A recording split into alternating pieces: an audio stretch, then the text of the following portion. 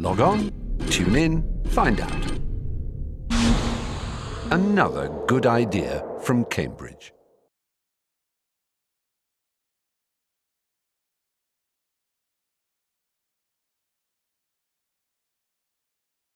Well, it's a great pleasure and a privilege to have a chance to talk to Roy Wagner.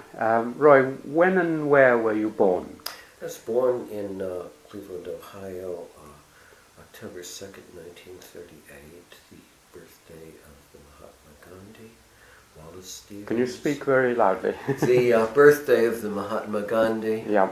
Wallace Stevens, and Groucho Marx. Which of them do you take after, I wonder? I hope Wallace Stevens, although Gandhi has good possibilities. Lovely.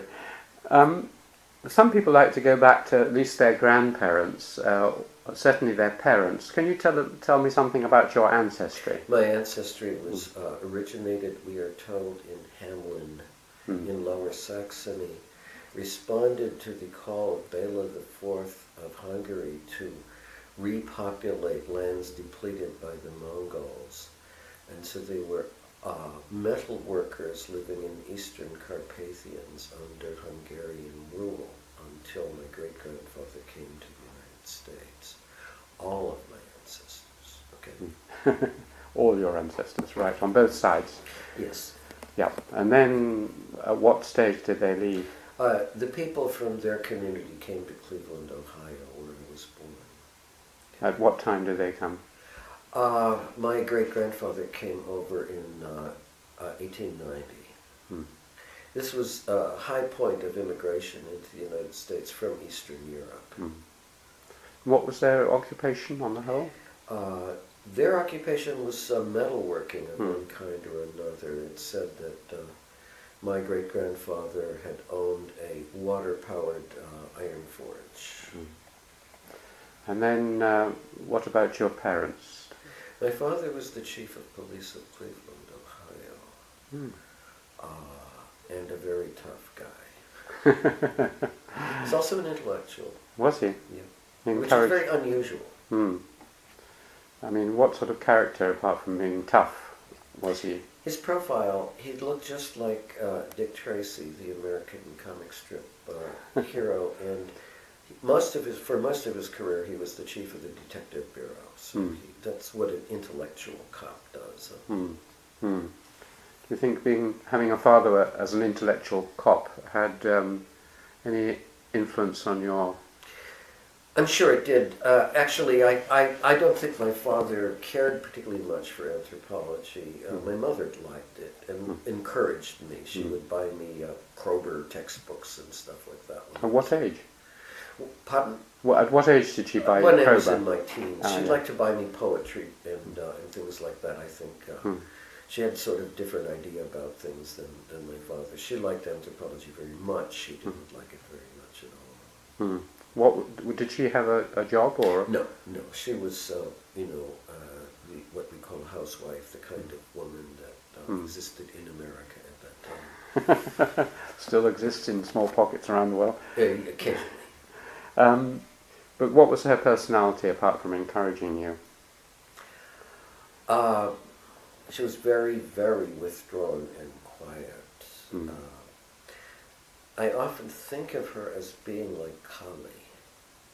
A colleague? Kali Ma, the Shakti goddess. Oh yes. You didn't want to cross her, but she was very withdrawn. Very interesting person, actually. She died young. She died at 52. Did you have brothers and sisters? One sister who is a very accomplished, she's not a professional Egyptologist. She writes novels about, say, the 17th dynasty of ancient Egypt. Very good novels. She's a much better writer than I am. What name does she write under? Nancy Elliott, that's her married name. When did you and where did you first go to school? Well, to college. I went to... Well, no, not college, school. Just... primary school or whatever. In Cleveland, Ohio, Benjamin Franklin Elementary School. And then I went to James Ford Rhodes High School in Cleveland. And then I went to Harvard. Well, not too fast. Okay. I thought you were going to get me to speed you on, but in fact I'm going to slow you down. Okay. Because the early education is often quite interesting. Do you remember anything about your primary school? Not much about my primary school, except for something that happened when I was 10 years old, and I still haven't figured it out. We had a garden in Benjamin Franklin's school, and we were taught to garden. One of the best things about my education, in fact, because when I became an adult, I lived in the country and did a great deal. I just had a big garden every year, and I was taught that. Basic Neolithic skill. One day in the spring, when I was waiting outside of the garden in a queue of students, we were told to be quiet, otherwise they would do something horrible. They intimidated us like that. This idea occurred to me, and I still, at the time I was totally mystified. I don't know where it came from. I still don't know where it came from. The idea was that of all the possible things, the many possible things that could happen at the next moment, only one of them would. And I don't know why the idea occurred to me in that way. I was not used to thinking things of that sort. It puzzled me for a long time. Later on I got to thinking that way a little bit, but I don't know where that came from. Otherwise, my record in elementary school and things like that was extremely mediocre. I didn't really do anything much until I got to high school. And that was very splendid, and I discovered sonnets. Sonnets. Oh, sonnets. I love to write I'm very sonnets. deaf, I'm sorry. No, it's all right. Fine. I love to write sonnets, and so I started trying to write sonnets. They were, of course, horrible at that point. But and then I wanted to be a physicist. The thing I wanted to be most of all was a physicist, and I took these SAT tests that you take in the United States to qualify for college. And I'd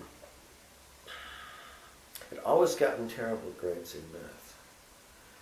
And I took the verbal and the mathematics achievement tests, and I was done well in verbal tests and poorly in math ones.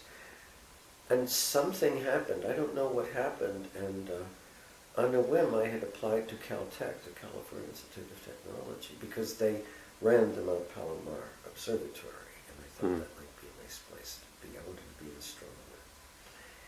And a faculty member from Caltech showed up one day at my high school, and he said he came to interview me. And I was dumbfounded. It turns out I did fairly well on the math test in spite of myself. So I had a long interview with this gentleman, and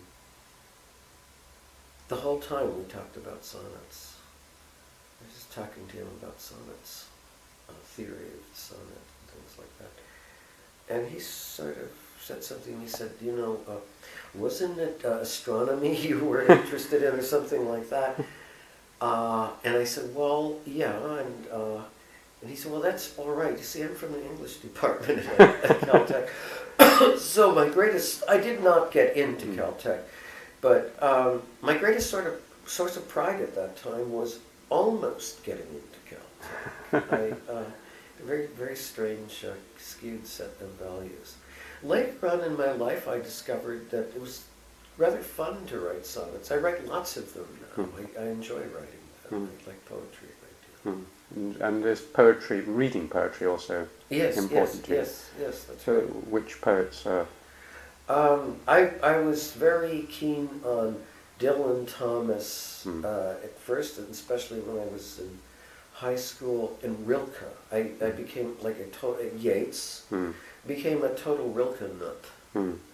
I used to translate Rilke for Vic Turner, as a matter of fact, who really liked it. Vic Turner said that he liked Rilke so much he was going to give up on Yeats and all the Celtic poets. He said Rilke was just clearly superior. Rilke is really good. Chinese poets sometimes, haiku. Mm. I got to like some of the haiku writers and things like that. But Now, all these, well, the haiku and so on are earlier, but the poets you mentioned are mainly 20th or 19th. Shelley and Keats, especially Keats. I also like Goethe. I was told by the Harvard Astronomy Department to take German. And so I took actually quite a bit of German because I noticed it helped me to read Rilke. And I actually took a course, a wonderful course in Chaucer, in which the instructor, a very famous man named Bartlett Whitehaven, an expert on humor in Chaucer, he gave the course in a medieval fashion. He simply read the text. He read, say, the Canterbury Tales or the House of Fame or one of these Chaucer things. He would just read the textual material and comment. You know, like a professor at the University of Paris or something in the Middle Ages.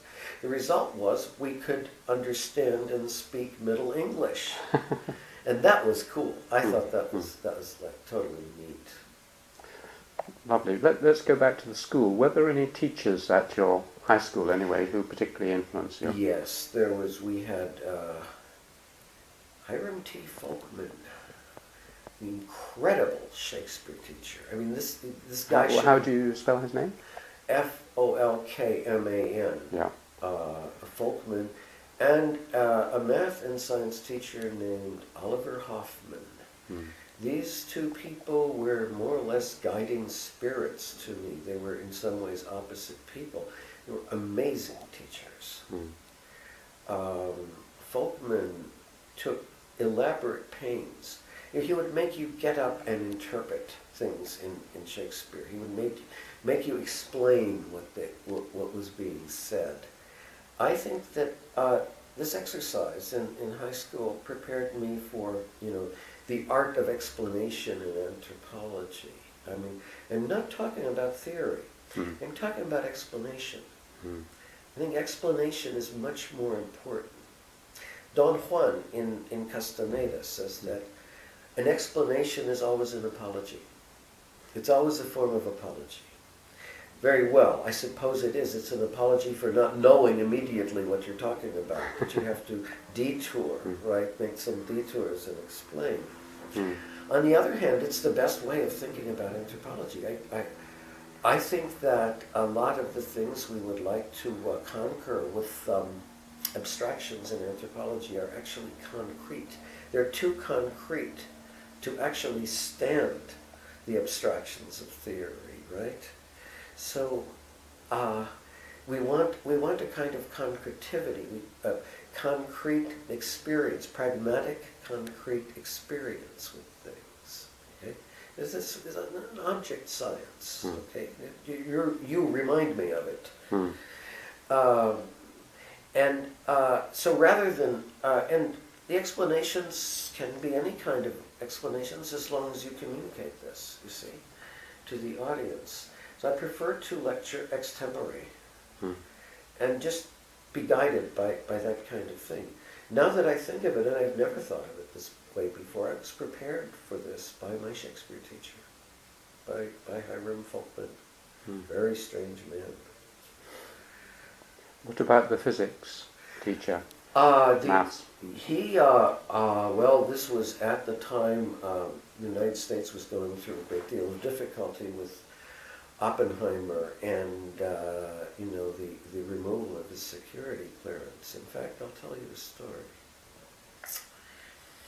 I was very much an Oppenheimer fan.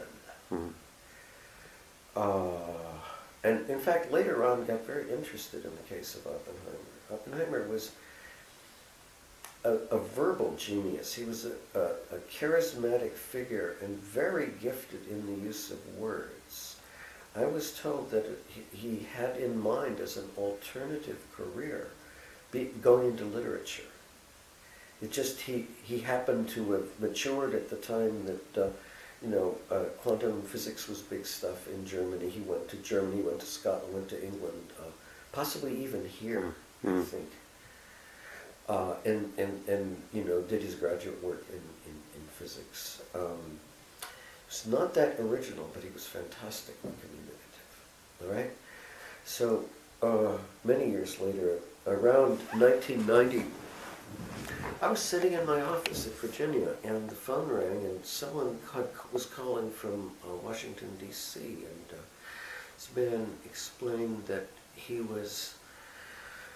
had taken up deep sea diving after retirement and was planning to do some diving in the islands north of New Guinea, and could I advise him on, you know, travel to New Guinea and things like this, which I did, and he thanked me, and he said, "Thank you. My name is Louis Strauss. I'm just another faceless Washingtonian." Louis Strauss. Strauss. This was the head of the Atomic Energy Committee that was responsible for removing Oppenheimer's security clearance. He was, I suppose, the ultimate enemy of my youth. And then much later, this guy calls me up and describes himself as another faceless Washingtonian.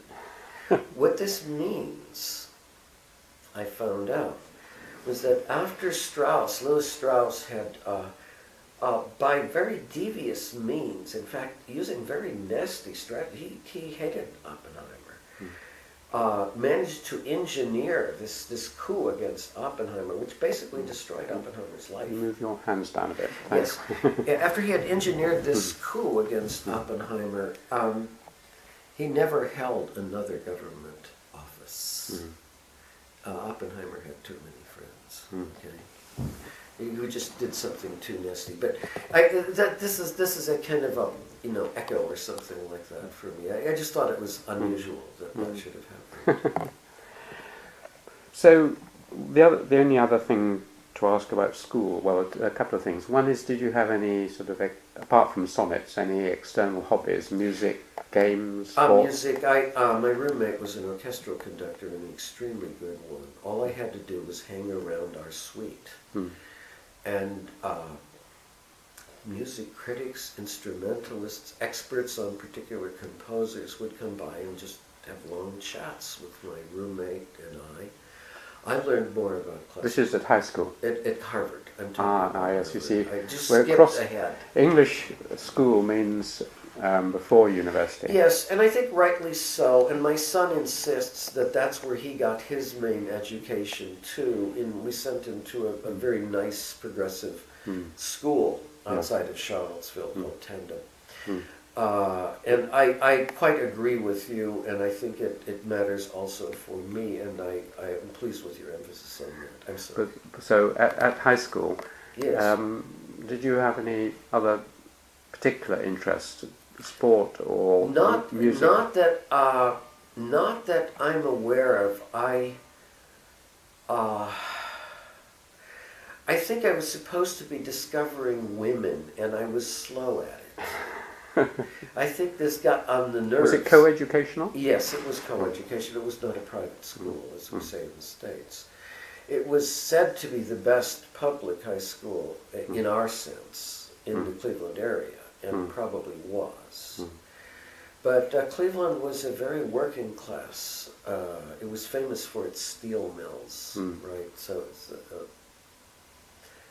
it was a peculiar environment. I loved it. It was a great time. It was a great time to be alive. You know, I really have really good memories. This is must be the 50s, is it? Yes. Yeah. Yes. Exactly the Fonz era, the era when rock and roll music, which I did not care for, you know, came into being and things like that. The height of the Cold War. The degree to which we Americans were being shut up, repressed, forced to mouth patriotic slogans was probably counterparted by the Soviet Union at that time. We always thought of ourselves as being free at that time, but we were not. We were under this heavy, doctrinaire constraint from the government. We were a free country. This is the McCarthy era, isn't it? We were free people. This is McCarthy era, isn't it? Yes, and I did watch the McCarthy hearings on TV regularly. At school, at high school? After school. Yeah. I just come home and there would be McCarthy doing his outrageous stuff and his lawyers. Did you feel it was outrageous at the time? Yes. Mm. I didn't like it, but I also felt that he was getting away with something. And I think that a lot of Americans responded to him this way. They thought, this guy is a real jackass, but look what he's getting away with. He's doing these power plays, and finally, everybody got sick of this, and the president, not one of my favorite people, Eisenhower, just came down on him, shut him up. I think Einstein responded when they were punishing Oppenheimer for very, very similar things. And this is the Red Scare and the McCarthy period. We didn't like it. I was not minded in that direction. I suppose I was a liberal or something. Well, that leads on to sort of your politics either there or later on. I'm an anarchist. I don't. An anarchist. I don't think the political fora that we have for opinion things like that engage the major issues of our time. I'm not happy with them. I don't vote. You haven't ever, or? No, I voted for John F. Kennedy, and then he was shot, and after that I didn't want to vote. Right, let's go on. I mean, you were very proud of being turned down or half accepted for Caltech, but going to Harvard seems even better. But Yeah, well, not to me at the time. I went around in gloom. People congratulated me, but I went around in gloom. Why was that? Because I didn't get accepted into Caltech. I see. But what about Harvard? How was that? What did you go to do? I at Harvard? went there to be an astronomer, and that's why I took German. And through some stroke of luck, the astronomy department assigned a pioneer in astronomy, a women pioneer in astronomy, Cecilia Payne-Gaposchkin, to be my tutor. And so for a while, for about a year, I was working toward, being an astronomy major. And when she loved poetry and music, so that when I had a tutorial session with Cecilia Payne-Gaposchkin, we talked about Mozart, or we talked about poetry. That's what we talked about.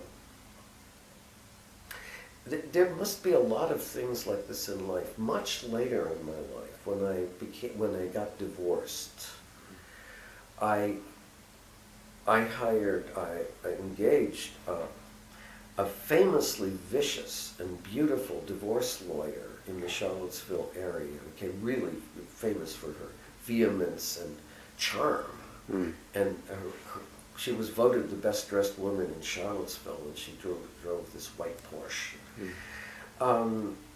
We never talked about law at all. Law had nothing to do. We would talk about cats and dogs. That's the only thing. She would hold up her lovebirds for me to kiss. There must be a whole lot of contextual things like this, like my talks with Cecilia Payne-Gaposchkin, where people simply talk about what they like to talk about, and it has nothing to do with why they're supposed to be there. I've noticed this quite a bit. There's like sonnets and physics or things like that. Did you see any? Some people see some deep structural affinity between music and mathematics and things like this. Do you see? I'm quite interested in those things. I do from time to time write things about this history of music. One of the biggest watershed events, I think, in Western music was the harmonization techniques of J.S. Bach, where he correlated the melodic or horizontal line with the harmonic or vertical line, and he was doing simultaneous stuff in both. That closes upon holography, which is a major interest of mine, holography and fractal mathematics, which we've seen in recent years. We've had a lot of successes with identifying what I call holographic worldviews in the IMI. My colleague Fred Damon does this sort of thing too with fractal mathematics. And I'm very excited about this, and I sometimes write things, or am writing things, connecting those kind of advances with the mathematical advances in music. I have a private theory.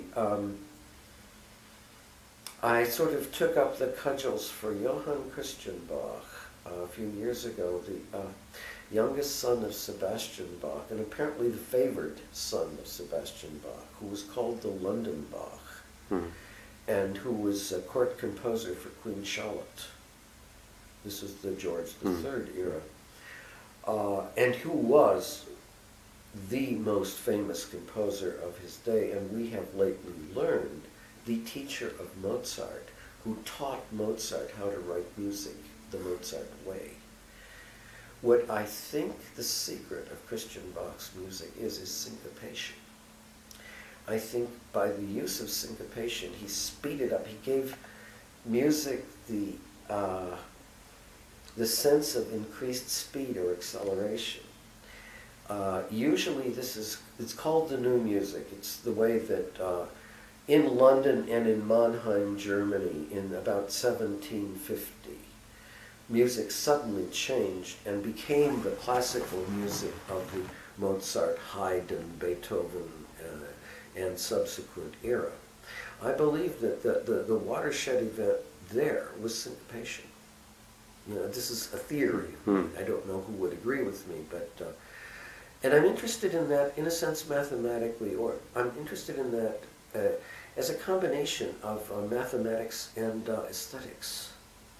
And I see that as sort of one of the major architectonic tropes, you might say, in the development of Western culture, okay?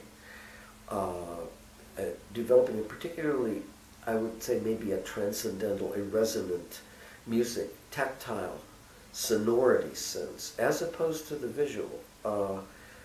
One might notice that most of what passes as scientific knowledge is visual and very strictly dependent, you know, like the periodic table, or God help us, the Bohr atom, or a lot of the, not all of the quantum stuff. Some of the quantum stuff is tactile, resonantial, okay? And in that sense, I think maybe a cut above the visual. Science has been enslaved by the visual for a long time, even structuralism, for instance. So there's a lot of explanation stuff that I would attach to that, to this stuff. Anyway, give you a sense, I don't know, I think what's interesting here is that possibly interest in sound, mathematical resonance and things like this has for some reason played, maybe that's connected with sonnets too, I don't know. It's played a big role, I suppose, in my theoretical development. What about Handel? I love the water music, and I love the royal fireworks music more. The Messiah is, of course, brilliant and great. Handel is very often, of course, contrasted with Bach. I suppose I prefer Bach, but preference doesn't mean very much in this. It's like you have to take a choice between two very good things, and I refuse to do so. I love the B minor Mass. I love many things from Bach. I don't like Bach nearly so much as Johann Christian Bach. I really like Johann Christian Bach.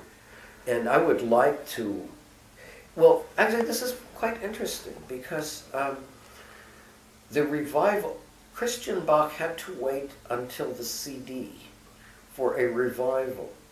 And the revival was mostly done by English conductors. English conductors do Christian Bach superbly well. It's like that's English music.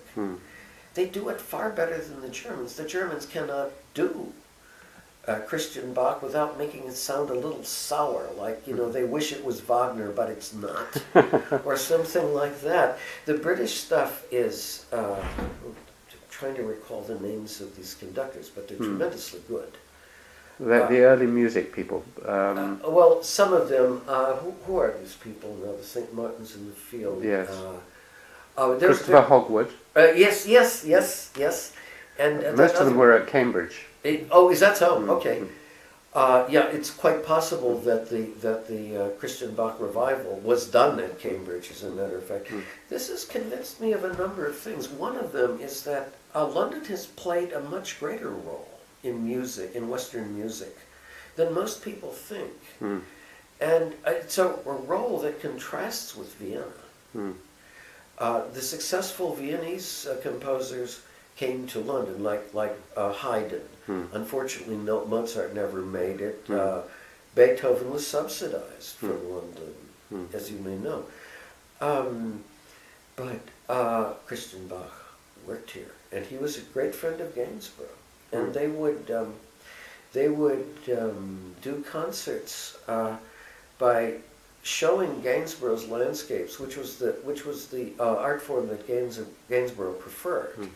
They would backlight Gainsborough landscapes and then play Christian Bach's music.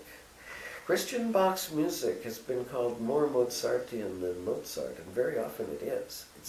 Sometimes it's better than Mozart. It's really very, very good music. It's only other ones, the other initiators of the new music were the Mannheim school, people like Johann and Karl Stamitz, and a guy named Cannabich, who's also very good, a German composer named Cannabich. The Germans don't even do those as well as the English either, so you have the idea that there was a kind of trope developing in music there, possibly correlative with the sensibility writers like Keats and Shelley later in England and so on. Let's come back to Harvard again. Yes. There must be. Did you go on with astronomy for 3 years? No. I quit it after 1 year and experimented with various things. I think I was an English literature major for one semester, and then I went into history, and I did my degree with honors, cum, in medieval history, which of course makes Cambridge a wonderful place to walk around in. But I did a medieval history, and then in my fourth year, in my senior year at Harvard, I met a gentleman, Eugene Anderson, later. Can you say the name? Eugene Anderson. Yeah. I met him in a poetry composition course, as a matter. He was a very good poet. And he was an anthropology major, and he more or less steered me in that direction, or at least I had some very important conversations with him, and he said basically historians and anthropologists think very differently, radically differently, almost opposite to one another. And I thought that sounded like a very good thing, because I was not much impressed with the way historians were thinking. In fact, I'd made up my mind that historians can't think. And I still think that historians can't think. I mean, there are great historians. Some of my best friends are historians, as they say. But so, what do you mean by they can't think? Well, they in their extreme interest in sequentiality and one thing after another. Basically, they miss the paradigmatic factors. They miss the cross-cutting factors or synchronic factors. So beautifully evidenced in music, for instance. All right? Anthropologists don't seem to have a problem like that. If anything, anthropologists are like the Mayans and the Hindus, who believe in inverse things and everything happening at once. Or at least they seem to be able to do that better, and I prefer that. I think that anthropology gives one the other reference, the other set of references that history doesn't provide. And since history is basically doctrinaire, ideological, etc., and totally identified with political currents and things like that in our civilization, I think it's time we had some relief from that. That's why I like anthropology very much, and take it very seriously intellectually, even though most of us anthropologists, we're so scattered. We're so fragmented with our different areas of expertise. You know, it's like a collection of disparate objects, isn't it? A cabinet of curiosities. It's a cabinet, yeah. We have a graduate student in archaeology. There's a term the Dutch used to use for a cabinet of curiosities, a Kulturkammer, or something like that. She sort of accused some of these Vermeer interiors, you see, of being these Kultur, sort of the intellectual equivalent of a Kulturkammer, a little niche of the world's wonders and things all put juxtaposed together like that. That's basically one thing. It's one of the virtues, I think, of our profession. But you see, what people wonder where anthropology is going, don't they? They do. You know. They have forever. Of course, and we are no help. I mean, we certainly aggravate that potential. And yet, if you look at Chinese civilization, for instance, there was this period after the unification of China when they instituted the civil service system, right? And by dint of something, possibly burning books and burying scholars alive, I don't know, they managed to set up a situation where they abolished disciplines. There were no more disciplines. There was basically Chinese literature, or whatever, I don't know what the classics, the Confucian classics, right? Okay? Mm-hmm. And you had the 3 exams, right? The 3 degrees of expertise, the last one graded by the emperor. You could be a provincial governor, you could be a general, you could be a mandarin, based on your skill and cleverness at interpreting the classics. That was a unification, an abolishment of disciplinary boundaries. I like to think sometimes that we're tending towards something like that in perhaps 50 years or so, or 100 years, there won't be these differentiae between professions, that we will have some kind of generalist. Now, it occurs to me that the only kind of generalist that makes any sense in this context is an anthropologist. But how are we going to unify the discipline? With the degree of fragmentation, you can see, you can go to the largest convocation of anthropologists in the world is the American AAA conventions, okay, which are unbelievably chaotic.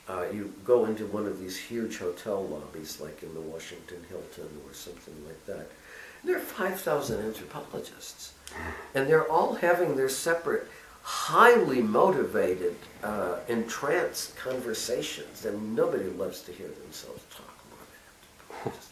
Look at me. I'm worse than my father, and my father was unbelievable this way.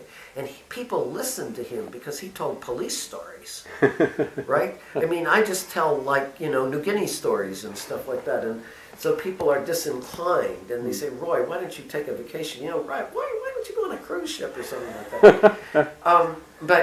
And so these guys love to hear themselves talk, right? And you've got this immense room full of them, and so you open the door to the Hilton lobby. How are you going to get unity out of that? You'll never get unity out of that. This is some kind of a diffractional heat death thing for the universe, and everything's going off in its own direction, right? I'd like to think I would love to think it would be really so wonderful to think that, say, so one of these brilliant young geniuses like Tony Crook, in England, Tony Crook. See, if they could discover some way of bringing order into this, bringing unity into this chaos of cultural insights, explanations, tropes, directions, and things like that, that would be great. I'm saying that because Tony did something wonderful for our work in Papua New Guinea. Unbeknownst to many people, there is a multi-ethnic religion in the center of New Guinea, or there has been, in what are called the Star Mountains, or the Mountain Oak region. There is an institutionalized religion that has persisted over about 400 years at a place called the Telefolip. It has its own buildings. They rebuild these buildings generation after generation. I had the chance to interview some of the elders a few years ago. The ideology of this religion, it's the Afek religion. It's based on the creatress Afek. And her nemesis Magalim, who is the end of the world. He's Binima, entropy. And the world is seen as more or less a contest between these two. Many say it's very interesting. They have a series of initiatory seclusions, and they use Schrodinger's cat. They use the idea that from quantum theory, this idea of whether the cat is dead or alive, the Schrodinger's cat thing. Yes, yes. That's one of the tropes they use in initiating these kids. I mean, they want to elicit answers like, we cannot know. We cannot know the answer to that because it depends on how you ask the question. This is this religion. It's like somewhere between Buddhism and quantum theory or something like that. It's an intellectual discipline that's indigenous to New Guinea and existed without the existence of a centralized state. It was, however, centralized as a religion. Tony Crook, in his book on the subject, calls it the graveyard of anthropological careers. I've had students who, one of them wrote, I thought, one of the best studies of Mountain Oak people. Nobody knows where she is now. She disappeared. I can't account for it. And 3, 4, 5, 6 others who just left anthropology after working there. This is a case of competition between the anthropologist and the indigenous folk. And the indigenous folk win, and the anthropologist loses. Frederick Barth, who's a very, very brave man, and a man I admire very much. Frederick Barth published the first, and for a long time the only book on the Mountain Oak. And he had the sentence in it, the amazing thing is the absence of shared assumptions between people in intimate interaction.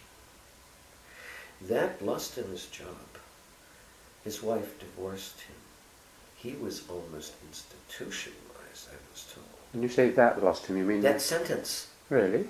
In Norway. People take things very seriously in Norway. These are Vikings, after all. And Frederick is my hero. He's, I think, one of the greatest men in anthropology because he had the guts. If he had the conviction, he had the guts to publish that sentence. Of course, he got another job, a very good one. Of course, he's still a leader in Norwegian anthropology. Okay? My point is that afterward, Tony Crook found a solution to the Mountain Oak thing. He said in his thesis, these people have developed an art of changing the subject in mid-sentence. They've developed a rhetoric that if they use it, they can convince you that the society is full of secrets and no one will ever find out what those secrets are. But it has nothing to do with it. The secrets don't exist. This is their way of talking. They have this finessed rhetoric that drives the anthropologist crazy. Okay, so what I'm telling you is that, someone from Cambridge, a student of Marilyn Strathern, solved what was the biggest problem in New Guinea studies, solved with that what was the biggest intellectual problem in anthropology. So what I'm saying is that there's hope. There's hope that maybe anthropology will someday be able to achieve some kind of unifying synthesis. Because if this culture is ever to have something like what the Chinese got, the abolition of disciplinary boundaries, one could not do it with anything less general than anthropology. It would have to be anthropology. Now, I see a lot of, say, Sir Edmund Leach's work in this direction. I see a lot of Marilyn Strathern's work is going in this direction. It would presage a great future for anthropology, and yet I don't see it as coming very soon. But I think it would be the destiny of our discipline. Something that started with Sir James Fraser, something that started with E.B. Tyler, something that started with Lewis Henry Morgan in the United States. We invented kinship. You people invented culture. With E.B. Tyler, Edward Burnett Tyler invented culture. Lewis Henry Morgan invented kinship in Rochester, New York. From then on, the British did kinship, and the Americans did culture. Why do you think that? I don't. Some law of inversions. Some law of inversions. I'm not quite sure why that happened, but it's terribly ironic. It's one of these big ironies. You see, everybody talks sometimes in England with tremendous irony about an American cultural anthropologist. Now, what could this be? Why is culture such a mystery to these Americans? Why are they always thinking it has patterns and things like that? And then we Americans, we look at the British and we say, well, society, yes, they have this great place value society, this social place is the only thing they ever think about. So of course they're going to do kinship and social place. That's what Americans often, this is our counter-accusation after the culture thing. They're both talking about the same thing. Each side is using up its biases against the other, so to speak. It's really quite interesting. You mentioned a couple of people there who would be nice to, at least one of them, say a little bit more about, as we go through, and you mentioned names. Yes. Someone who is very close to your work in many ways is Marilyn Strathern. Yes, indeed. Tell me something more about your relations with Marilyn. Well, actually, Marilyn and her former husband, Andrew, was interesting. When I first went into the field in New Guinea in 1963, it was very lonely. Not many people had worked in the New Guinea highlands, and I had bought myself a shortwave radio, and I was listening to it one evening in the village, and they had announced the arrival from Cambridge of Andrew and Marilyn at Mount Hagen to work with the Hagen people. It was very successful. One of the best research experiences. Marilyn and Andrew wrote very varied things. They wrote about body decoration, which no one had written about until that time. I mean, they would tackle really interesting and far-out topics. So I felt very good when I heard that on the radio. I thought, someone is here, someone serious is here doing studies in the highlands. Later, their statistics came out as to the temporal distribution, so to speak, of workers in the highlands, and I was able to plot a bell curve that peaked in 1972 of workers, people doing field work in New Guinea, especially the highlands. It turns out that this was the great time of Melanesian work, and the Melanesian work cast this huge spell, this kind of influence over anthropology. I think it's still going on today, although it's diminishing. To some degree, also work in Indonesia and Madagascar peaked at about that time, and that was the great fueler of concrete material, concrete data for thinking. I think that Marilyn's work took the lead partly because she was very attentive to gender issues, and that became, I'm not talking about feminism, although she does mention that, but gender, the treatment of gender in anthropology. I think that she was kind of a landmark figure in that. And I've always honored her for that. I do gender a little bit differently when I handle it, but I've always admired her. Then this thing about holography, fractal mathematics, she was also a pioneer in that. As a matter of fact, when I wrote my first thing called The Fractal Person, it was actually under the influence of Marilyn's work and in a volume edited by Godelier on Great Men.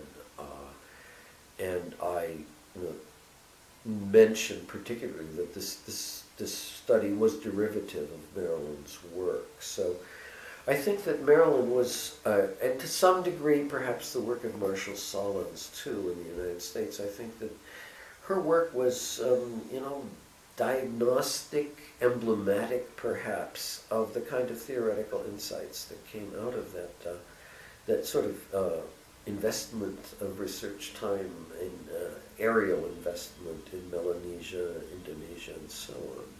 And of course, it counterparts the much earlier one in Africa.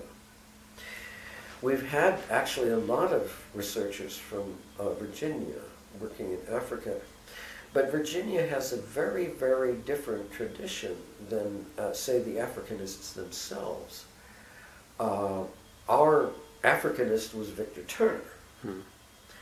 And his work and the work of some of my other colleagues channeled these Africanists in an entirely different direction. Virginia Africanists looked nothing like traditional Africanists. The people they describe, the Africa that they describe, is different. It looks like Levi-Strauss. It looks like the Pacific. One of our most effective workers. He worked with some people in Togo called the Cabré, Charles Pio.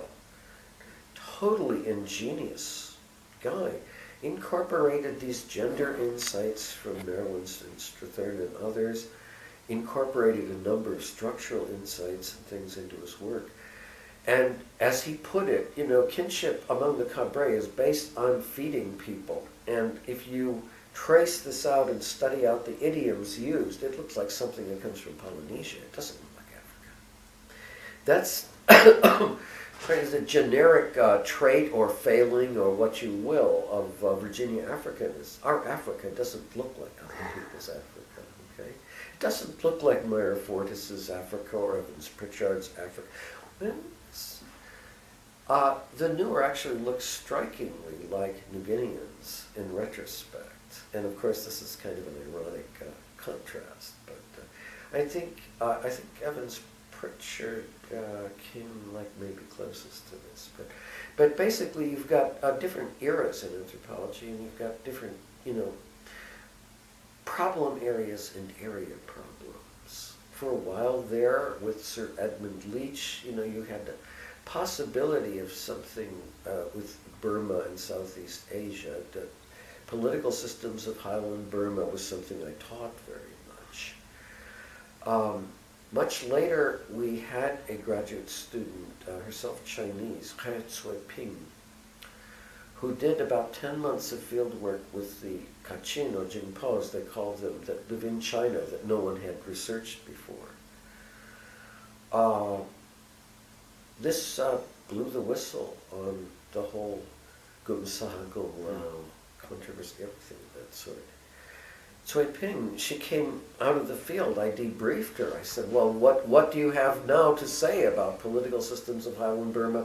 Levi-Strauss's comments on the Gumsa Gumla. What is your opinion on this? She said, it has nothing to do with it. She said, it's all the bamboo on the skirt. It's a matter of what idioms, symbolic idioms they use and how they use this tremendous symbol of the bamboo and the skirt. She said, you can do anything with that.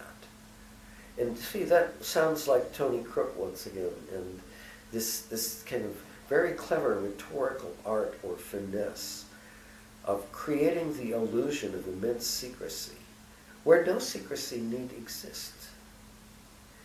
And so you think, one thinks we ought to pay some attention to rhetorics, both the type of rhetoric we use to talk about these people and the type of rhetoric they use.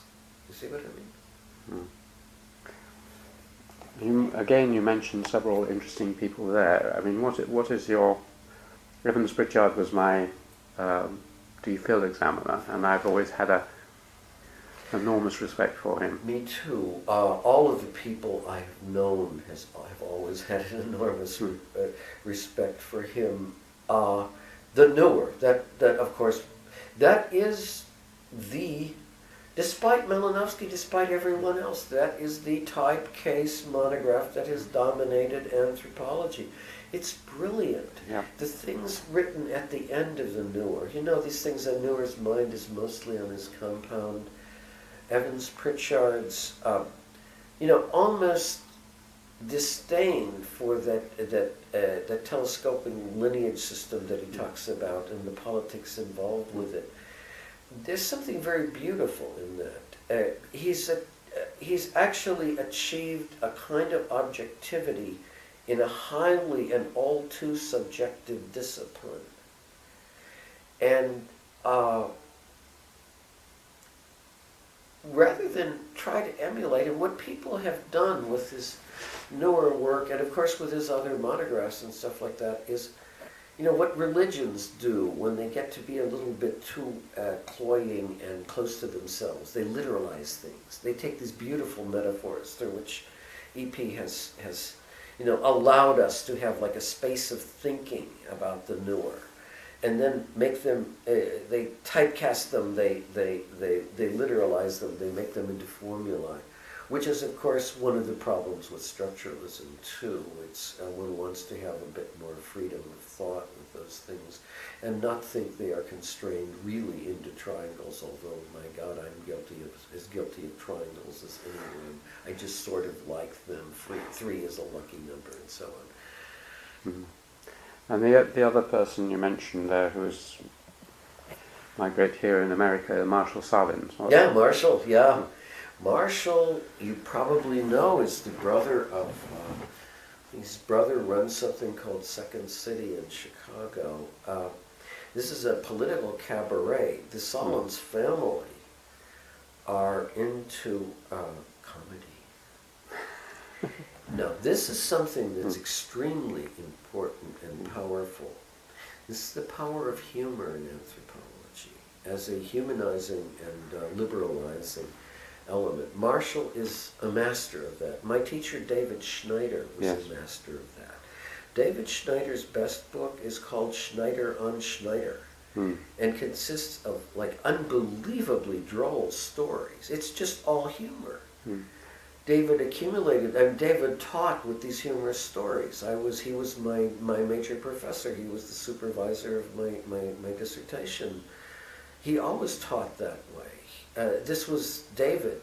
David was humor in anthropology. Marshall is like that too. It's an American style. It's almost an American Jewish style. Marshall Salins, I think Edith Turner told me, and Marshall told her, that he is a direct descendant of the Baal Shem Tov, the founder of Hasidism in Eastern Europe, okay? And the founder, the Baal Shem Tov, was considered the village idiot. He was considered, he couldn't debate in the temple on law and these things that a good Ashkenazim Jew would do. So they made him escort the school children to and from school in this little village. And he made up cute little stories to entertain the kids while he was walking them. And those stories became the basis of Hasidism. And there you have David Schneider in that, you have Marshall Salins,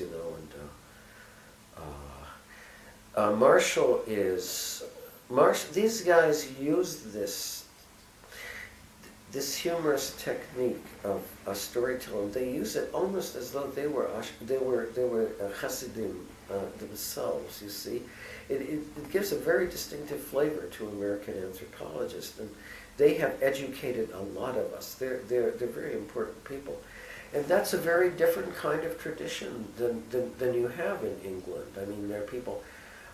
I like to think Marilyn Strathern has a particularly good sense of humor that she will sometimes exercise, but she's very shy about it. Tony Crook, actually, her student, is more forward about his sense of humor that way. And it may be something that's emerging in English anthropology now, but It's been almost a kind of secret of American anthropology. David Schneider had a lot of students. Some of them were quite successful, and so on and so forth. And they were pretty much propelled by this sort of humorous discourse thing. You reminded me that David had such an influence on you. He was your PhD supervisor, wasn't he? Yes. He actually, what had happened is that David had had a strange career before that. He had been, I think, at Berkeley, where he was only for a few years. Chicago had just lost Robert Redfield, who is its principal figure in the 1950s. The primitive world and its transformations, his work in Mexico and Chiapas and things like that. Redfield was quite a fine scholar and a big figure, actually. And so the question was, what was Chicago to do after Redfield? One of my teachers, Milton Singer, who was actually, had close ties with Cambridge. He was involved, he was sort of carrying the aura of Redfield after Redfield passed away. And I had actually took a lot of coursework with Milton.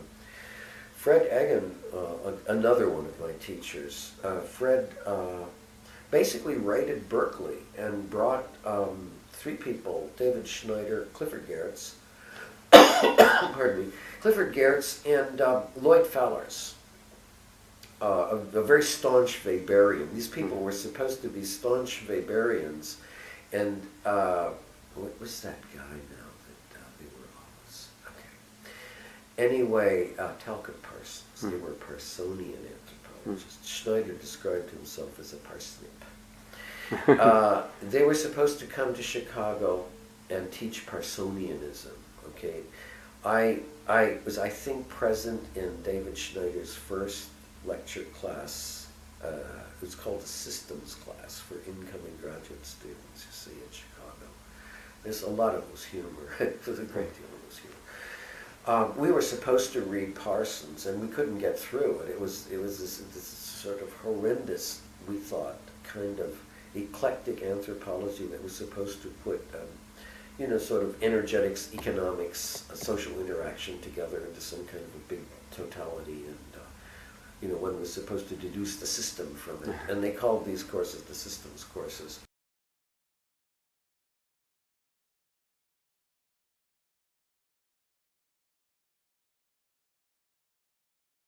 So you mentioned that David Schneider and Lloyd Fallers and someone else came. Clifford Geertz. Clifford Geertz came and were meant to be doing Parsonian things, but instead they turned to culture. They developed their own idiom, and it's quite remarkable that they didn't agree at all on it.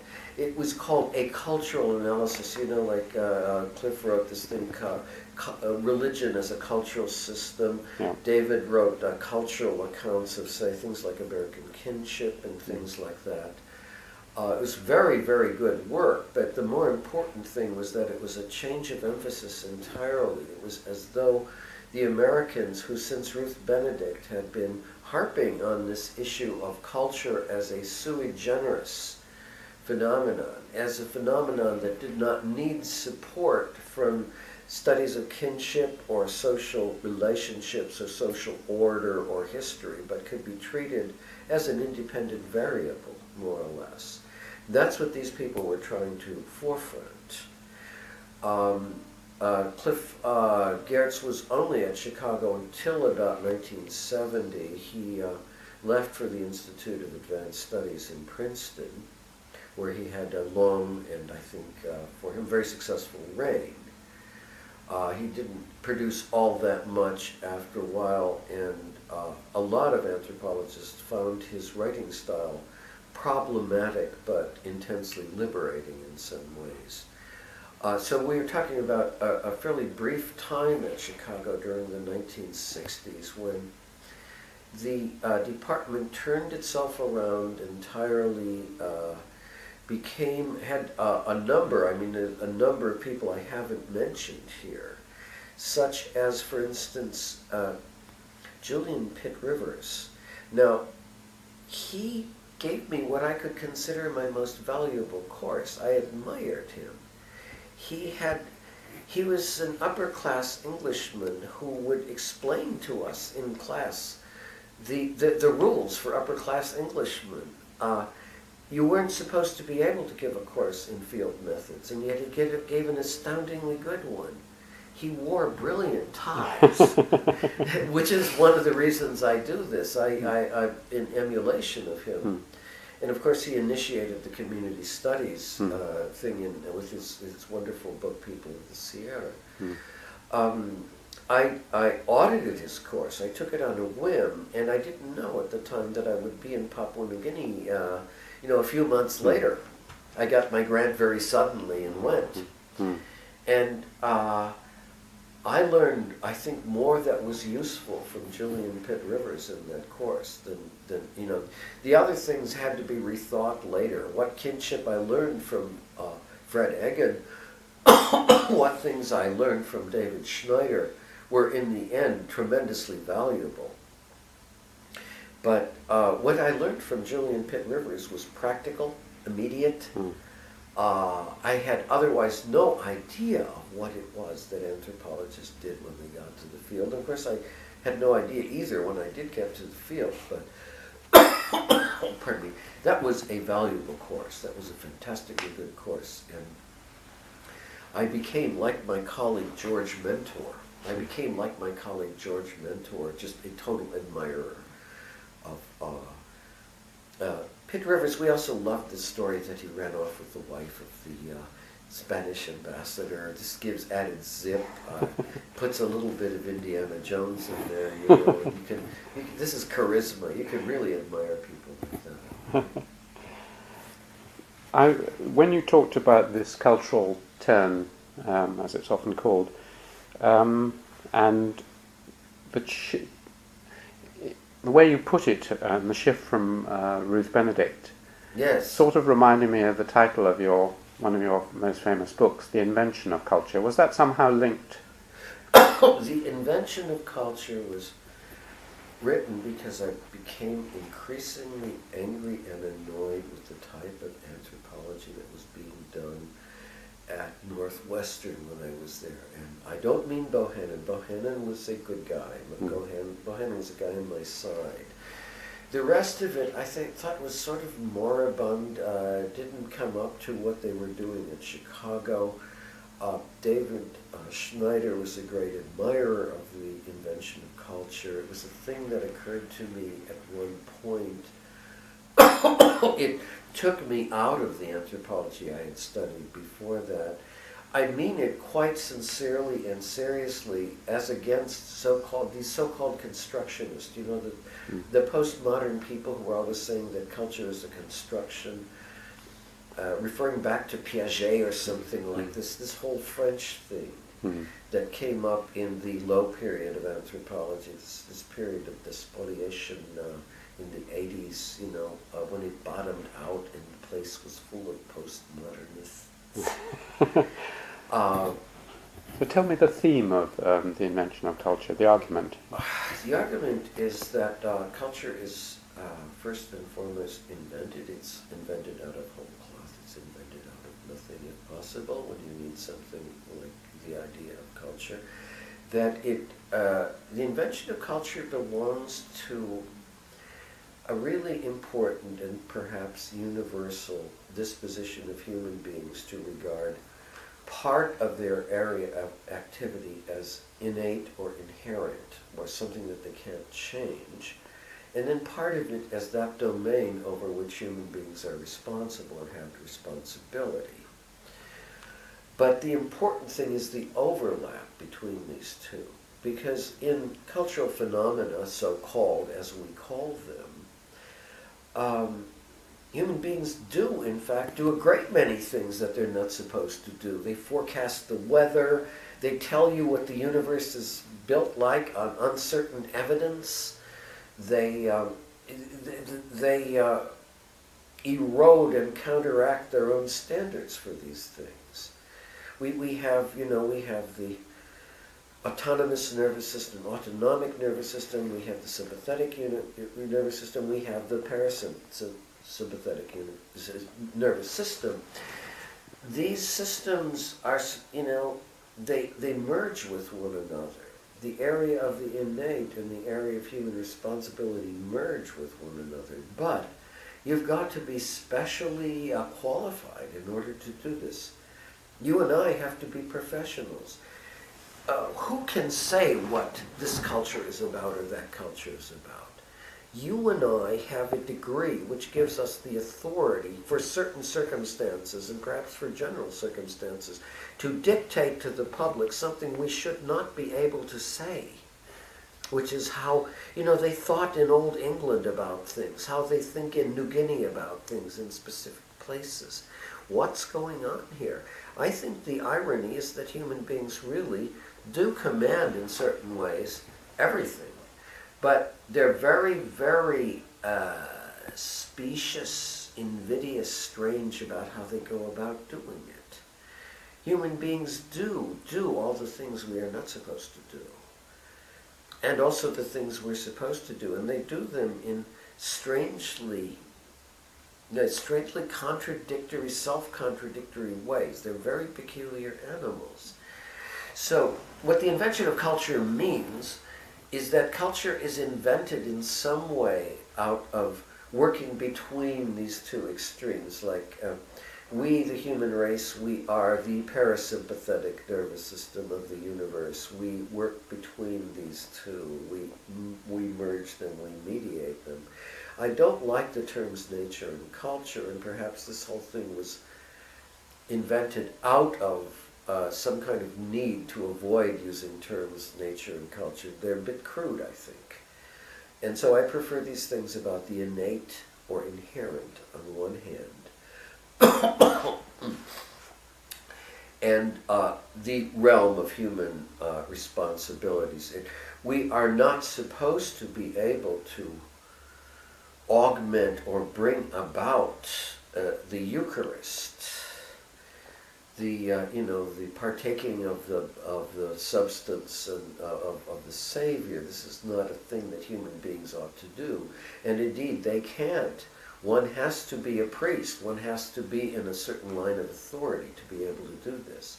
We are also not supposed to be able to state what culture consists of, to describe culture, to describe its possible permutations or evolution or something like that.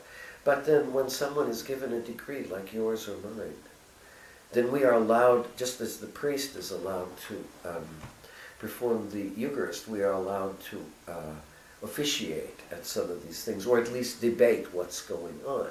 And you've got a very funny interface. You've got the invention of culture, not the construction of culture. Culture is not constructed. Reality is not constructed symbolically, as these people, these Piagetians, these people in France like to say. It's not construction, it's invention. That's the point, okay? Just to get it absolutely clear, intrinsically, what is different between invention and construction? Construction is much more self-conscious, is it? It's belabored. It looks like it belongs to this long period of economic domination and industrial domination that extended through the world wars and the labor movement and the whole economically determined 19th century and in post-Enlightenment European civilization, which it's the labor period. I'm not anti-labor. I'm not conservative. I don't have a position in that. I'm just being critical of it. It's like these people who argue, I think this is called ethnomethodology, that human beings are inherently scientists, we have an inherent or innate methodology that informs our doing of things, that part of our mind is making little experiments all the time, you see. Who would take the trouble for that kind of crap? We don't work that way.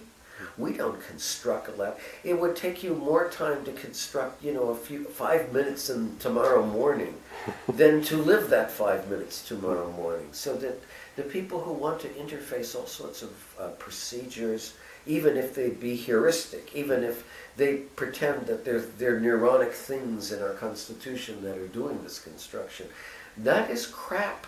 We invent, we do not construct. And so by this insight, by this assertion, I'm putting aside all of this torture stuff about, human beings as scientists, human beings as empiricists. They don't work that way. They do things very quickly, sometimes very brilliantly. Sometimes I think people are creative beings. I think they have these great coups that they accomplish, but they accomplish them instantaneously. They don't work at them. If they would work at them, they would turn out to be worthless. You see what I mean? We're not that good. We can't construct culture. We can only invent it. That would be close to the rationale of that book. I'm afraid, however, that at the time I wrote the book, my prose was very turgid. And after about the second chapter of The Invention of Culture, it gets to be something of a chore to read it. And people don't. They read it by title only, which is fine with me. But when the book was taken up by the University of Chicago Press after its first edition with Prentice Hall, I begged Chicago for the right to rewrite certain of those chapters, which I thought even then had gotten to be a bit too tortuous. And they said, no, we have to make money too, and so we'll let you change only 2 pages. And so I picked the worst pages and I changed them. But yeah, this is what I mean by that. And I mean this very radically. It's the thing is also related to a thing that I call obviation, which I do with triangles. It's a procedure for studying myth. What I mean by obviation, well, the dictionary definition of obviation is to anticipate and dispose of. What I mean by that is that the career of symbols in our culture is that the symbol means, the symbol signifies, the symbol goes through its paces by, they call it deconstruction, I would just call it exhaustion or degeneration, that what you see is a series of symbols falling apart, disintegrating, that there's no such thing as a constructive assemblage of our culture by using symbols as though they were Legos, you see, and making buildings out of them and making cultural scenarios out of them. No, what happens is that something's falling apart and we just think it's coming to, it's obviating, okay? This is an almost, I suppose, Heraclitan way of looking at things. I personally, I prefer Wittgenstein. I was told that Wittgenstein used to hang out around here. I had a room where where the famous confrontation with Karl Popper took place, Wittgenstein's poker and so on. Yes. And the Cambridge Philosophical Society is room H3. I'll show you it afterwards. Yes, I'd like to see it. I teach the Tractatus in my cultural inventories course, and I teach that with Jorge Luis Borges' stories. Okay. I think that both Wittgenstein, with whom I have some disagreements, I think I would be mad not to disagree with him at certain points, but I really love him, and I love the spirit of things in his work. Okay, he was also a Rilken. He was also very fond of Rilke, which makes me. He said he thought Rilke was a bit conceited, but otherwise that he liked him. Pardon me. So I think of myself as a Wittgensteinian, and I do not like phenomenologists. I do not like Heidegger. I do not like Husserl. This whole slate of things that these people have tried to invoke in the desperate periods of the 1980s and 1990s and keep quoting as though they understood something, I think that's crap.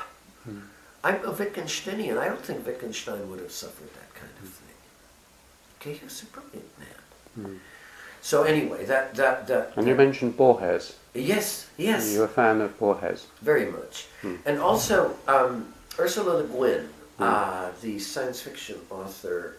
Kroger's daughter. Kroger's daughter. I teach a course I use 2 of her books regularly in this course. The one I like best is The Left Hand of Darkness. Light is the left hand of darkness, and darkness the right hand of light. It's about a planet where people do not have permanent gender. It's a glaciated planet. And they have a religion called the Handara, which is based on ignorance rather than knowledge. And it's based on going into trance and merging with what is around you rather than thinking separate thoughts. And it's based on a thing called the foretelling, in which a group of adepts, including 2 schizophrenics, somebody going into sexual heat, and so on, they will give you the answer to any question, regardless of whether they know the specifics of that question or not, simply by knowing yes and no that well. It's sort of the ultimate dualism. So the protagonist in that novel, who is sent out to this planet, Genliai, he's sent out to this planet to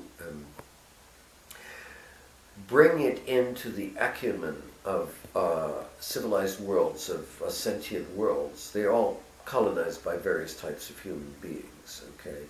So he has this difficult and dangerous task of traveling on Gethen and bringing their very peculiar governments into line with this. And early on, he wants to know if his mission is going to succeed, because very often emissaries like him are simply killed. I mean, take me to your leader, I'm from another planet. Wham! So he goes to a foretelling. He seeks out the foretellers, and he has them answer the question, will this planet Gethen be a member of the Ecumen in 5 years?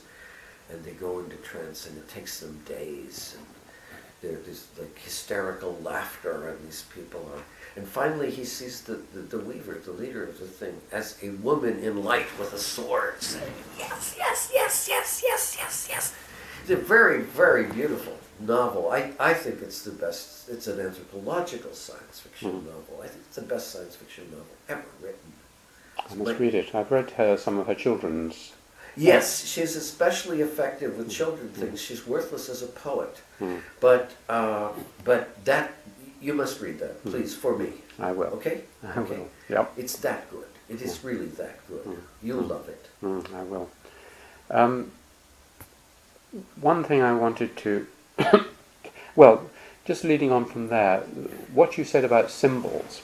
Yes. You like paradoxical titles, The Invention of Culture, and you wrote one with a paradoxical title or something like Symbols That Stand for Themselves. That's right. And then later in a book on, edited by my colleague Fred Damon and Mark Moscow, who's at ANU, a book called On the Order of Chaos. It's recent.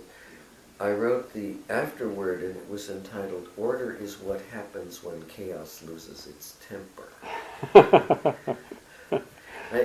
David Schneider liked those kinds of titles too, and I guess I learned that from him. Tell me about, the definition of symbol is that it can't stand for itself, so how did you get around this paradox?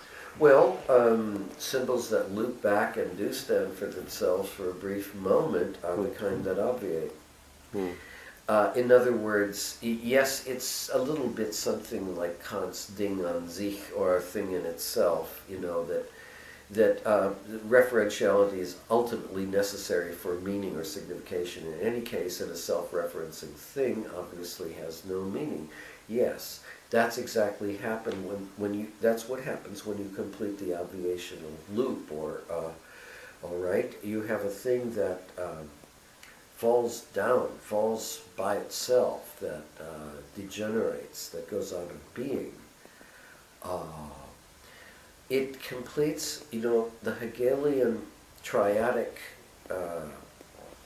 dialectic, whereby you have the synthesis, the thing ends in the synthesis. What I discovered was that Hegel really didn't go far enough with that. If you double the triangle back on itself and draw one inside of the other, you get a double synthesis that finishes the whole scheme. The problem with the Hegel thought he discovered the end of history. So did the Americans when the Eastern Bloc collapsed, but they actually discovered the beginning. The problem with the Hegelian dialectic, or even in a sense the Marxian dialectic, which of course Marx got by turning Hegel on his head, right? The problem with this is that Hegel said at the end of the synthesis you have an Aufhebung, what do we call that? Sublation, in which you achieve one of these Kantian enigmatic things in itself. That's the dialectic collapses into something like that. I wanted to put together something like a double dialectic, which would allow you not only to witness that type of collapse, but actually witness and experience the whole process reaching its necessary end, that nothing comes after assimilation. This is a deterioration, or like one of those birds that disappears up its own rear end kind of things that people used to talk about. And that this process of disintegration or meaning loss, or call it what you will, is the natural tendency of symbols, and that they all do that, and that they degenerate that way in time in almost a Spenglerian kind of way, where you have a culture basically disappearing. And I don't think that Spengler thought of it this way. I think Spengler thought of it as a kind of a ongoing cyclicity that after a while simply tires out, and then you have kind of a stale civilization there. I don't agree with that.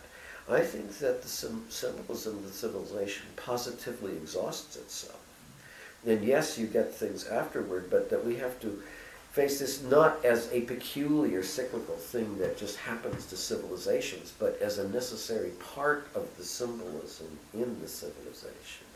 I don't think that Spengler paid much attention to semiotics, to what happens to symbols. He was thinking in a Goethean or perhaps Nietzschean universe that has very little to do with what we do in anthropology. He might have liked this kind of stuff, like obviation, but of course he's not around to tell us about it either. Gregory Bateson. Yes, okay, fine. You knew Gregory Bateson, did you? Slightly. I engineered a meeting with him because I'd gotten very, very excited about his work when I was at Northwestern. And Bohannon was saying one day, he said, Roy, who should we give an honorary degree? And he said, that would be good because Bateson has some friends in the psychology department and we could bring him by here.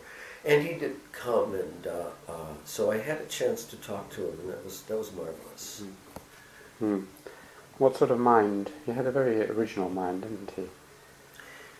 Bateson had, it was a little bit like Vic Turner. He had one idea, and it was a magnificent idea. It was actually the driving idea of, as he put it once, scientific research and weaponry in World War II. It was the idea of the feedback loop. It was the idea of chiasmus, maybe kind of a chiasmatic thing like Lévi-Strauss gets into sometimes. And it was an idea of a kind of very supple oppositional scenario that he first identified among the Yatmo people on the Sepik. He called it schismogenesis, and he meant by that the generation of structure, the generation of eidos and ethos, intellectual and interactional realities, relationships, through a kind of a dialectic, a schismoid dialectic, or if you will, perhaps even a dialectic of schismus with schismus. Uh, he did articulate this beautifully in one of the appendices. I think it was the 1958 appendix, cybernetically to Novin, to his great book Novin. I never got the sense that people understood it as directly as he had put it. And I always thought it would have been worth his while or someone's while to play with that a while until they could get it to a point where that would be more easily understandable. I also thought he might have made some mistakes with it. You have, how does this go? You have a symmetrical schismogenesis, and you have one between two opposed things of the same kind, and then you have complementary one, which would be, say, a schismogenesis between mutually necessary roles, like mother and child or something like that. And symmetrical would be two clans or two nations. And Bateson used to oppose these, talking about, say, the World War or something, the various nations of Europe warring with one another vis-a-vis the social classes, all the same in the case of each nation, but warring complementarily within each nation, so that if you could motivate a world revolution or rising of the proletariat in all of these different nations, you would obviate or cancel out the national boundary differences, and then suddenly it would be a different kind of war, and it would be a rising of the proletariat. And basically what he said about the Yatmo people is that they kind of use these two principles vis-a-vis one another in they have warfare between symmetrical units, and they have these arbitrated tensions within the kinship systems between actually the mother's line and the father's line of any individual. So he saw the whole thing as being supported by the alternation of these two types of tension. Okay, now that's it's almost cybernetic. It's a lovely model. Bateson went on through his life to apply these kinds of models to many different things. To the etiology of schizophrenia, and he's written very well on that.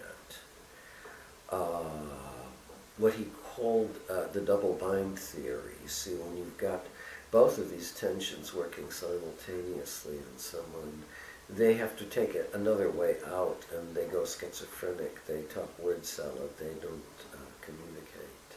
They're trained that way. And he applied it to different things, the communication of dolphins, which he did so much toward the end of his life that I don't know very much about it. But when I was at Northwestern, one of our students became an absolute devotee of Bateson-Haley type psychoanalysis or psychology. This student, who was, I think, particularly gifted, he was also quite a good friend of mine. He was actually the first person who forced me to read Castaneda. I didn't want to read it at that time. He made a career for himself working for something called the Family Institute in Chicago on white mother-son middle-class incest cases, of which he said there were a whole lot in Chicago. As a matter of fact, what John revealed to me was that there is a great deal of incest within the family going on in our societies now. And this is not spoken of because people are ashamed, or they think it's not a topic to get in and discuss. He said that the cases that he was working with and treating had to do with mothers who wanted to protect their sons from all those dirty girls out there on the street. And this is quite a widespread feature in Japan too. Is that so? Same sort of syndrome. Yeah. In fact, Japanese mothers feel it's part of their obligation as mothers to provide sexual services for their sons and to protect them. They would. They would. But I'm going to draw you now back to your fieldwork, if I may. Yes. Because we've moved on from Bateson a bit. So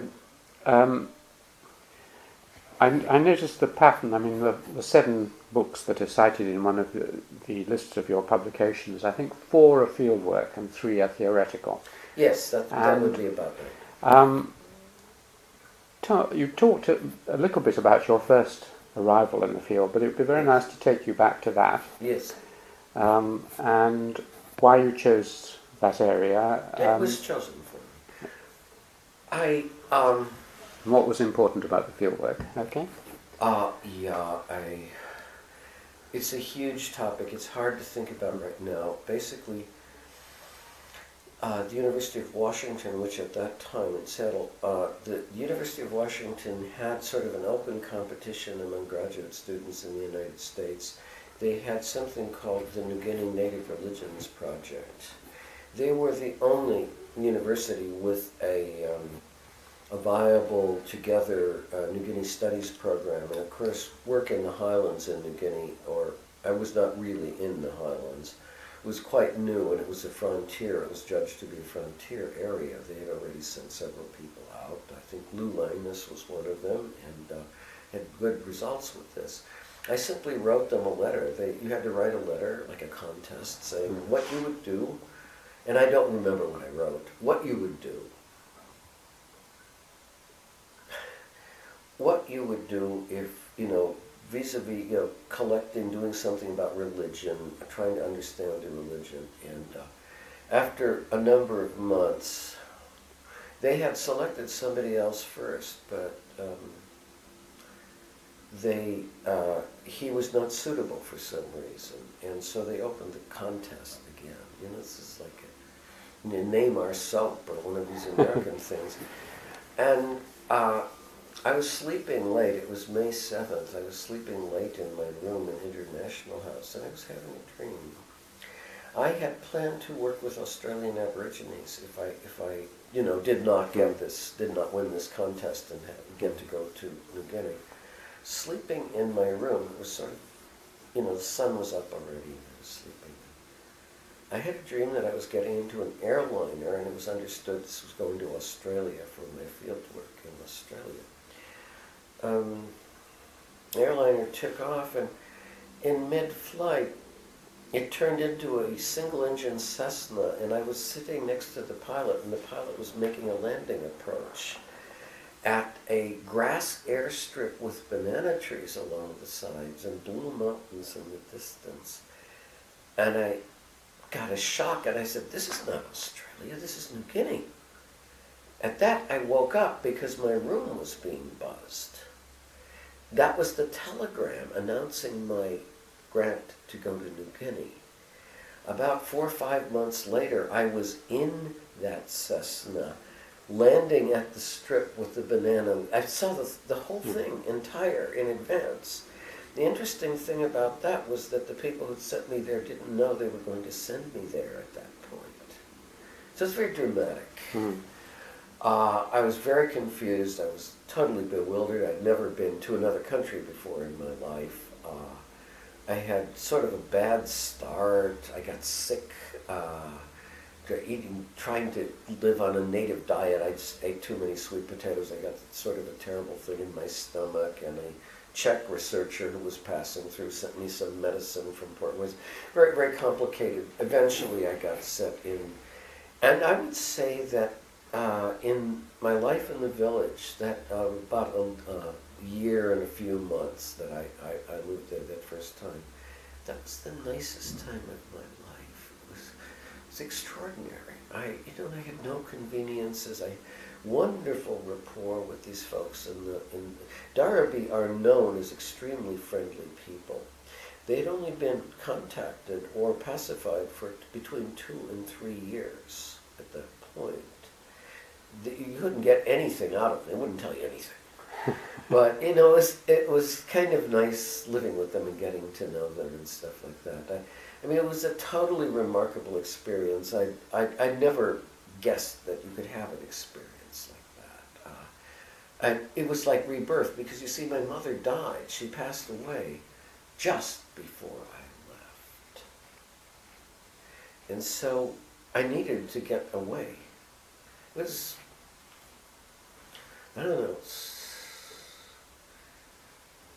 totally amazing work. And it's really hard to.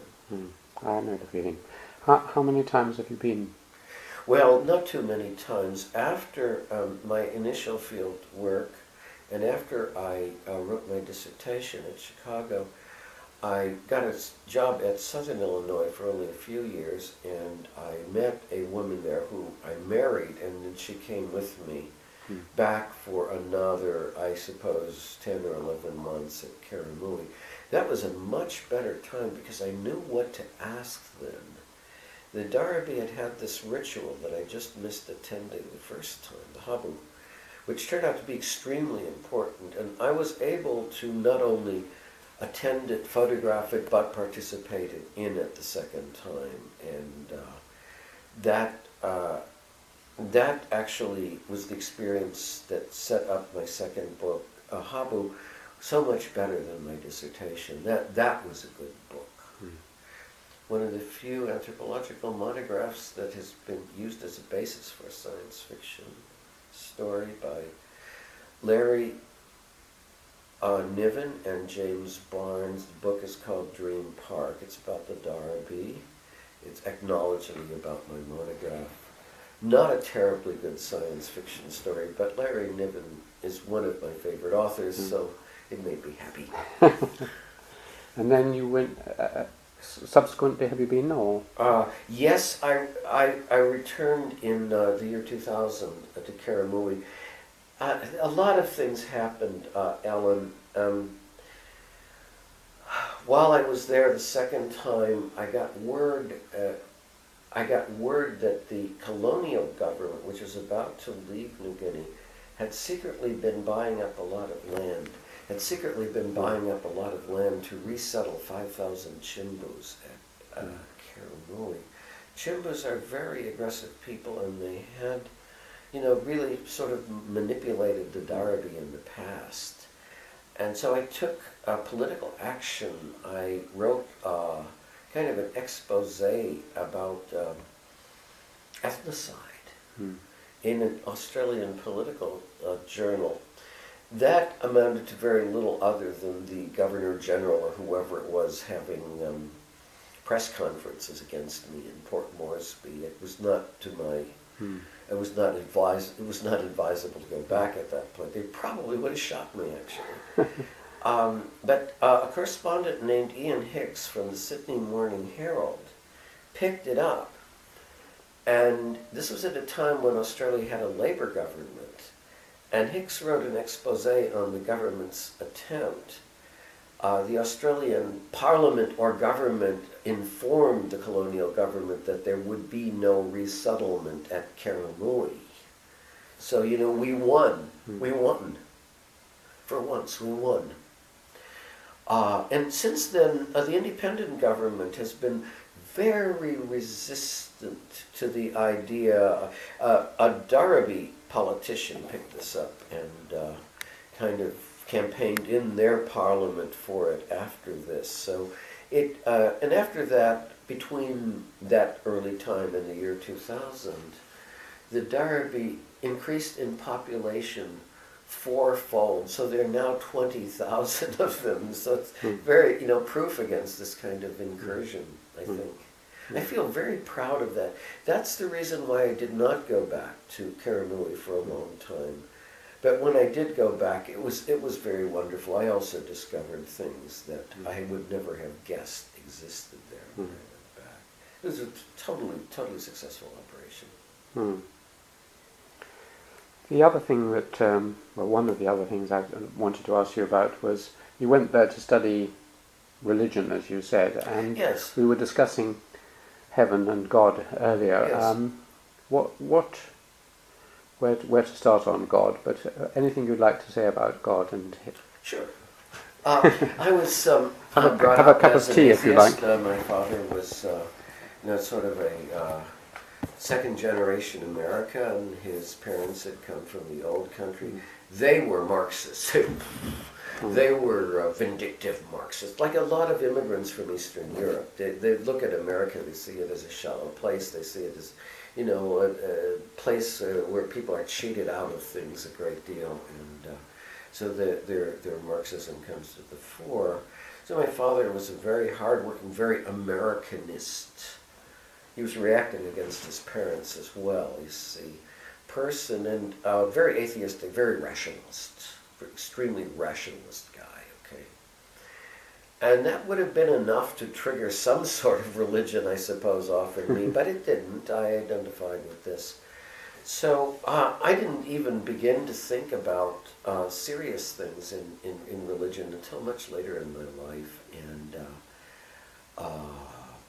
the work of Carlos Castaneda, which, say what you will about it, has some... So it wasn't, I mean, it's been highly criticized. Oh, yes. And rightly so. Castaneda was a wretched human being. He was not a very nice person at all. I've gotten some, I think, good evidence recently that he really did do field work with the Mexican people, and it was significant. But they were not the Yaqui, they were the Huichol. And that the Huichol even named Castaneda's informant was a man named Juan Matsewa.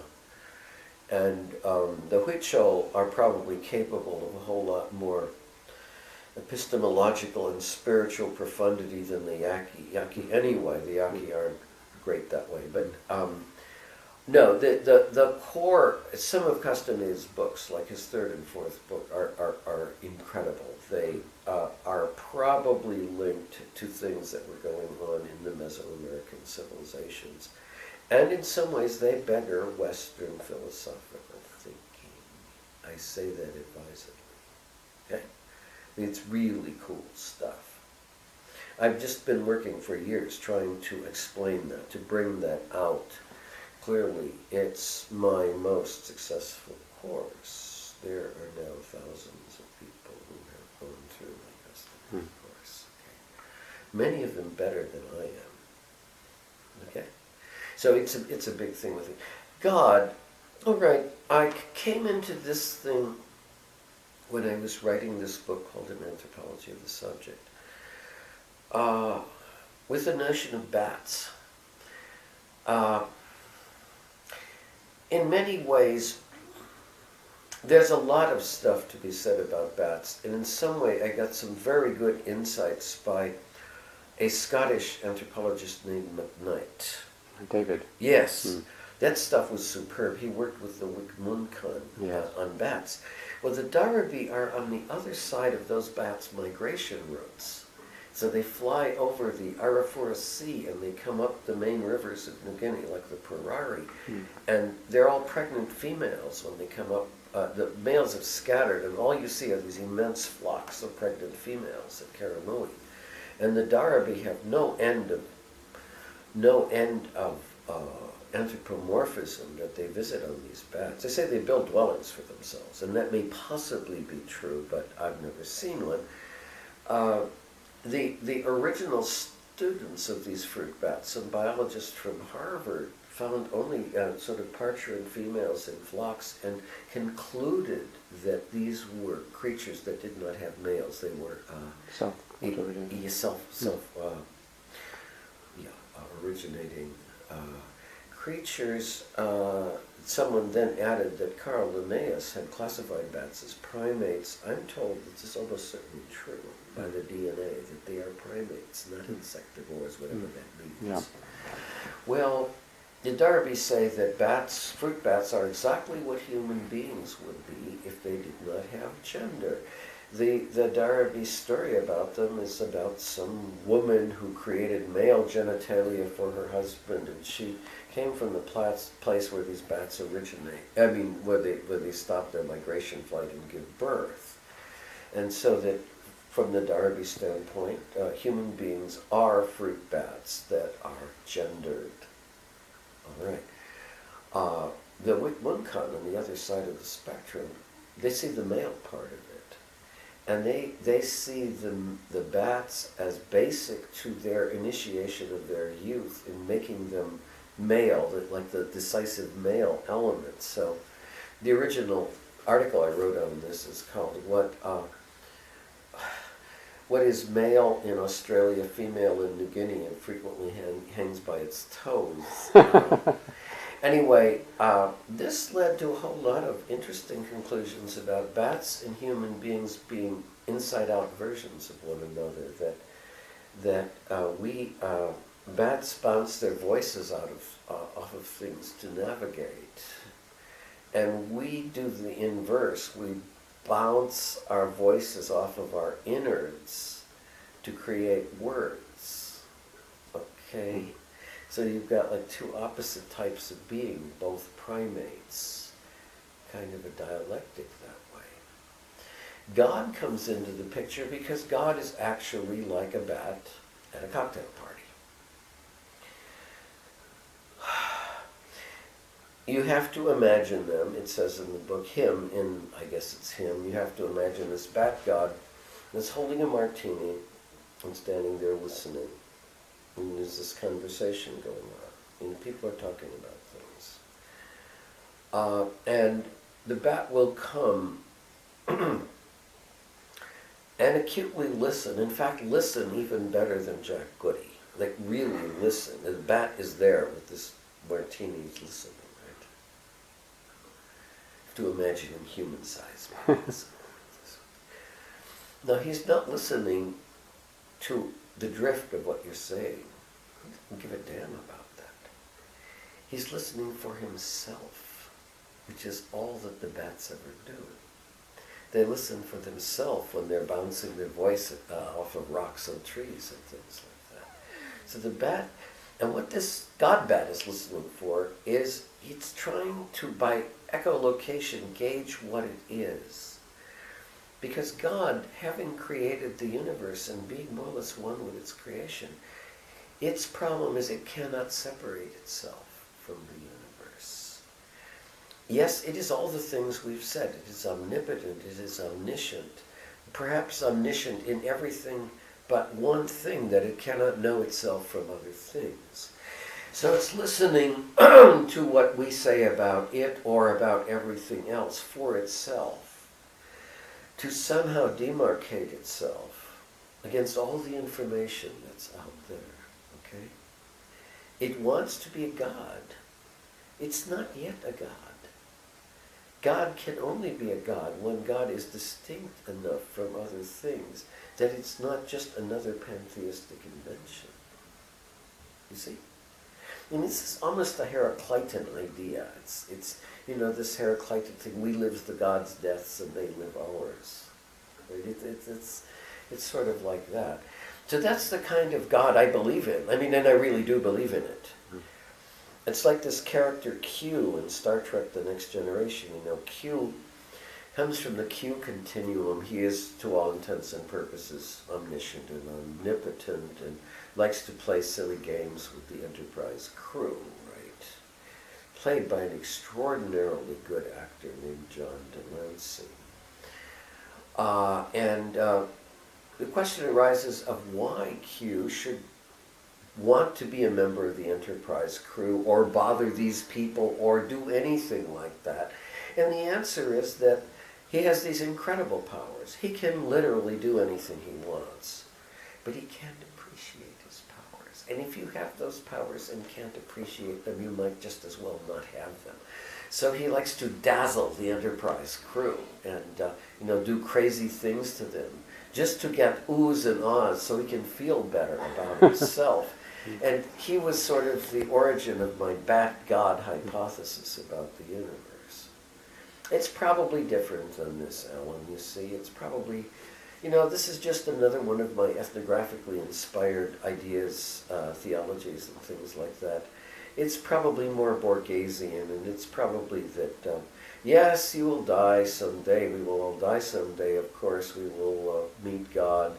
Various peculiar things will take place that we don't understand at all, and we'll be left there. We will not be dead. We will not be alive. We'll just be left there somewhat bored, wondering what the hell just happened to us. I once wrote a sonnet about the dead, and the sonnet said in the end, they never wonder where the living go. Okay. That's nice. Several things you said, like the Castaneda and also the dream you had about landing in New Guinea. Yes. And something you were talking about, the kind gift you gave me, which led to a spell of strange luck. Yes, that was odd. Do you, if you connect all these things on a thread, I've been interviewing a lot of astronomers and cosmologists about parallel worlds and parallel dimensions.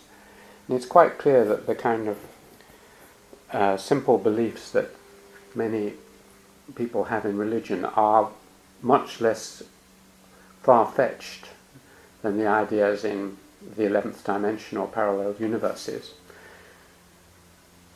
Does it seem to you that in fact what you've experienced both as an anthropologist and in other ways suggests that that there are, as they say famously in the cliche from Shakespeare, there are many more things than in our philosophy?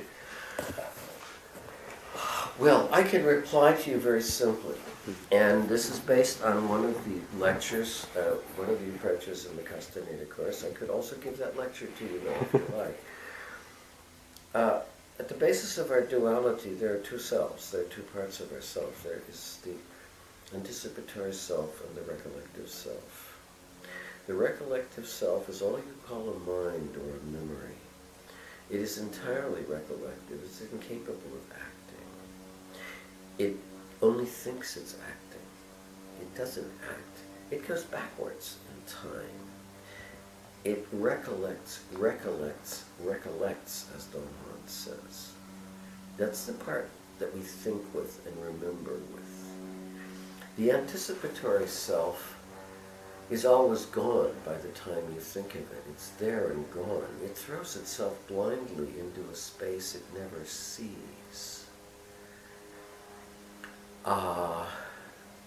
That part of us has been with us since we were born, both parts.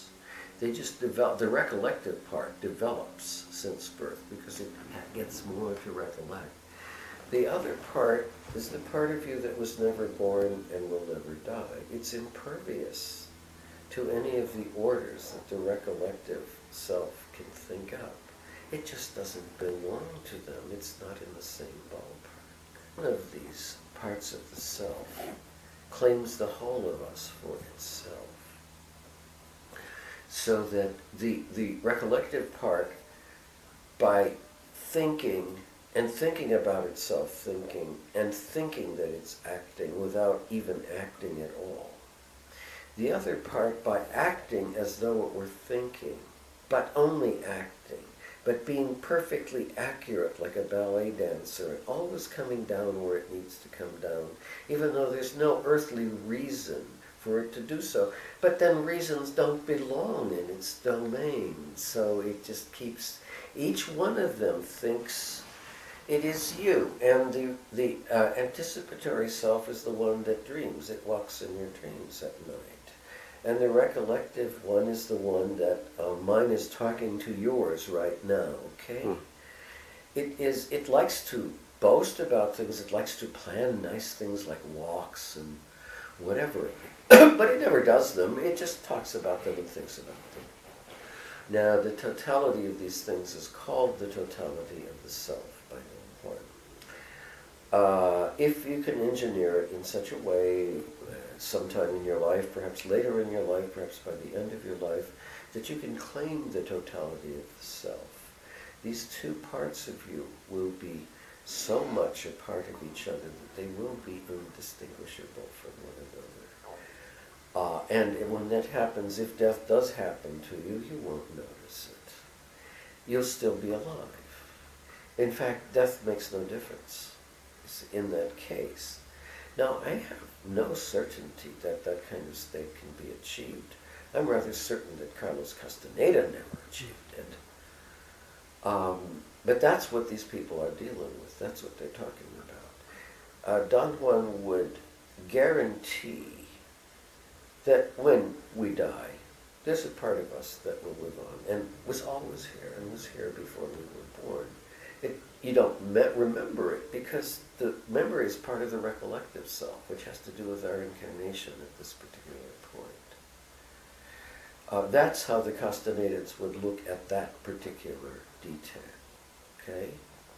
It doesn't at that point matter whether this stuff was made up by Carlos Castaneda or was made up by some Huichol named Matsewa or some Yaqui named Don Juan or by Heraclitus. It's an interesting way of thinking about things, okay? That's all, see?